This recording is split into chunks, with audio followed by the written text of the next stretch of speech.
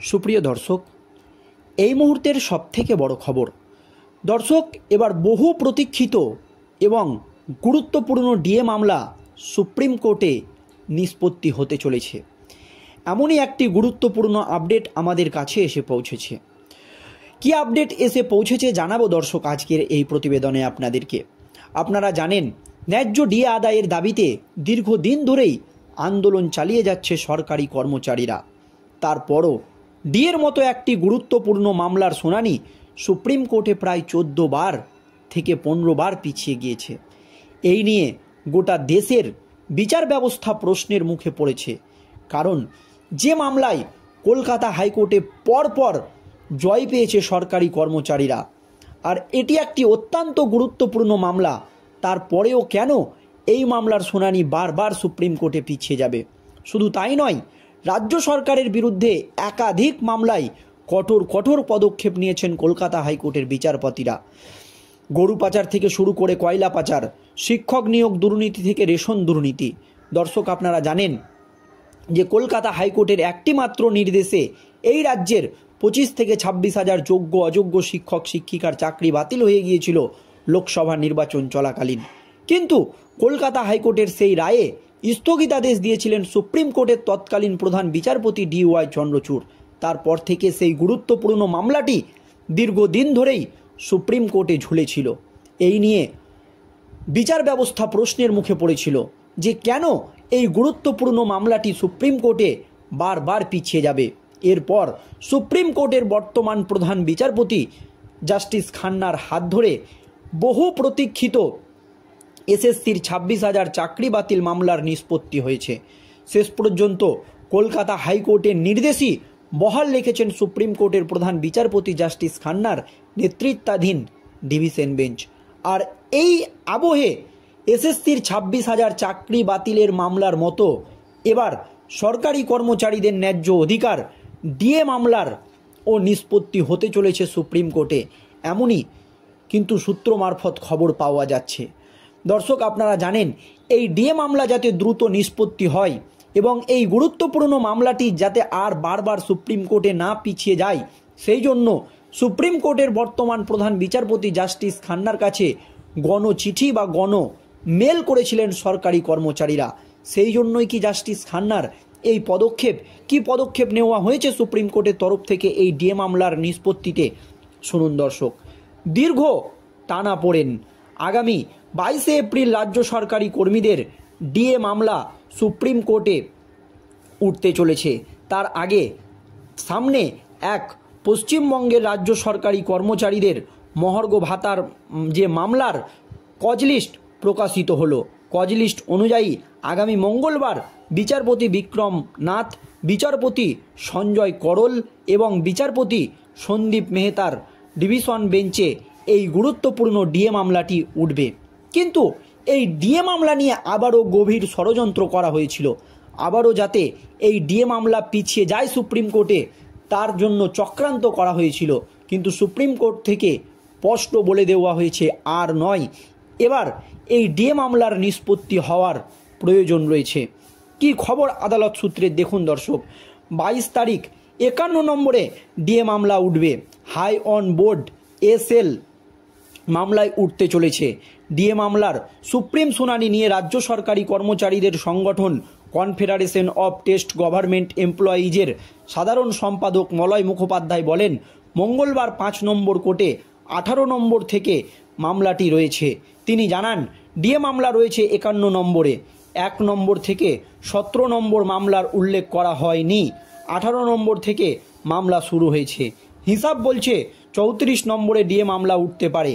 মলয়বাবু বলেন, এর আগের শুনানিতেও বিচারপতি করলের বেঞ্চে মামলা উঠেছিল। এবার মামলা হাই অন বোর্ডে রয়েছে। সরকারি কর্মচারী সংগঠনের নেতা বলেন, দুপুর 2টো থেকে বিচারপতি করল 10 নম্বর কোর্টে বসবেন। অর্থাৎ প্রথমার্ধেই ডিএ মামলা উঠতে পারে শীর্ষ আদালতে। এর আগে 25 মার্চ মঙ্গলবার পশ্চিমবঙ্গের রাজ্য সরকারি কর্মচারীদের ডিএ ভাতা, ডিয়ারনেন্স অ্যালাওয়েন্স বা ডিএ মামলা বা ডিএ কেস সুপ্রিম কোর্টে ওঠার কথা থাকলেও তা হয়নি। সব মিলিয়ে মোট 15 বার সুপ্রিম কোর্টে একটি ডিএ মামলার শুনানি পিছিয়ে গিয়েছে, যা নিয়ে দেশের বিচার ব্যবস্থা প্রশ্নের মুখে পড়েছে। এবার অন্তত কিছু সুরাহা হবে বলেই আশাবাদী সরকারি কর্মীরা। এইদিকে সম্প্রতি ফেসবুকে এক পোস্ট করে সংগ্রামী যৌথ মঞ্চের তরফে ভাস্কর ঘোষ বলেন, যৌথ মঞ্চের পক্ষ থেকে ডিএ মামলার আগামী শুনানিতে বিখ্যাত আইনজীবীরা থাকবেন। যদি সেই আইনজীবীর কোনো আন্তর্জাতিক মামলা না থাকে তাহলে তিনি সংগ্রামী যৌথ মঞ্চের হয়ে লড়বেন। এবার শেষমেশ মামলায় কোন দিকে মোড় নেয় সেই দিকেই সকলের নজর থাকবে। তবে এই ডিএ মামলা নিয়ে নাকি গভীর ষড়যন্ত্র চলছে সুপ্রিম কোর্টে, এমনই জানিয়েছেন মলয়বাবু। কারণ দীর্ঘদিন ধরে যে টানাপোড়েন, আগামী 22শে এপ্রিল সরকারি কর্মীদের যে ডিএ মামলা উঠতে চলেছে, এরই মধ্যে কিন্তু বড়সড় তথ্য সামনে আসছে। জানা যাচ্ছে সংগ্রামী যৌথ মঞ্চের পক্ষ থেকে ডিএ মামলার আগামী শুনানিতে বিখ্যাত এক আইনজীবী থাকবে। সংগ্রামী যৌথ মঞ্চের তরফ থেকে ভাস্কর ঘোষ যদিও এ কথা জানিয়েছেন, ফেসবুকে এক পোস্ট করে এই নিয়ে ভাস্করবাবু জানান, যদি সেই আইনজীবীর কোনো আন্তর্জাতিক মামলা না থাকে তাহলে তিনি সংগ্রামী যৌথ মঞ্চের হয়ে মামলা লড়বেন। কে সেই আইনজীবী? এই মুহূর্তে তাকে নিয়ে নতুন করে কৌতূহল তৈরি হয়েছে বিভিন্ন মহলে। কিন্তু এইদিকে বিগত কিছু সময়ে সুপ্রিম কোর্টের ডিএ মামলা নিয়ে রাজ্য সরকারি কর্মচারীদের সংগঠনের মধ্যে এক প্রকার সংঘাত শুরু হয়ে গিয়েছে। কারণ সম্প্রতি কনফেডারেশন অফ সাধারণ সম্পাদক এর মলয় মুখোপাধ্যায় বলেন, ডিএ মামলার শুনানি পিছিয়ে দেওয়ার জন্য হয়তো চক্রান্ত হচ্ছে। তিনি বলেন, আইনজীবীরা যা জানিয়েছেন, এই রকম ক্ষেত্রে যিনি মামলায় যুক্ত হতে চাইছেন তাকে নিজের দপ্তরের নাম এবং ঠিকানা দিতে হয়। এইদিকে নিজের শিক্ষাগত এবং পেশার কথা উল্লেখ নেই, শুধুমাত্র সংগ্রামী যৌথ মঞ্চের আহ্বায়ক হিসাবে কাজ করছেন বলে উল্লেখ রয়েছে। আসলে কিছুদিন আগেই শোনা যায় ডিএ মামলায় যুক্ত হতে চেয়ে সুপ্রিম কোর্টে আবেদন করেছে সংগ্রামী যৌথ মঞ্চ। এরই বিরোধিতা করেছেন কনফেডারেশন অফ টেস্টের গভর্নমেন্ট এমপ্লয়িজের সাধারণ সম্পাদক মলয়বাবুর প্রশ্ন, এতগুলো ভুল কেন তিনি করবেন? তাহলে কি মামলাটি দীর্ঘ থেকে দীর্ঘতর করার জন্য গভীর চক্রান্ত চলছে? তিনি আরও বলেন, যেখানে একটা মামলা যখন শেষ পর্যায়ে আছে তখন সংগ্রামী যৌথ মঞ্চ মামলায় যুক্ত হওয়ার জন্য আবেদন করছে, তাহলে নতুন করে তাদের কথা শুনতে হবে। রাজ্য সেই সময় আরও সময় চাইতে পারে। মলয়বাবুর আশঙ্কা, সেই পদক্ষেপটা আদতে রাজ্য সরকারি কর্মচারীদের জন্য হিতে বিপরীত হতে পারে।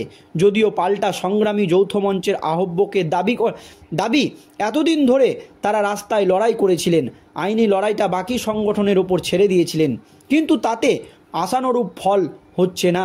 আদালতের লড়াইয়ে হতাশা বাড়ছিল, তাই ডিএ মামলায় জয় পেতে তারাও যুক্ত হতে চাইছেন।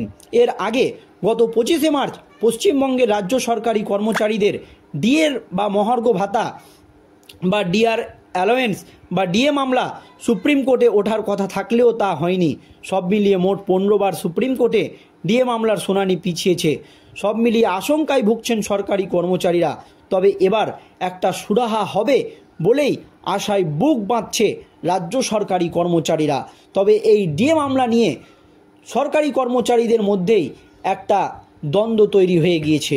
দর্শক, এই নিয়ে আপনাদের কি মতামত? অবশ্যই ভিডিওর কমেন্ট বক্সে আপনারা কমেন্ট করে জানাবেন। ধন্যবাদ।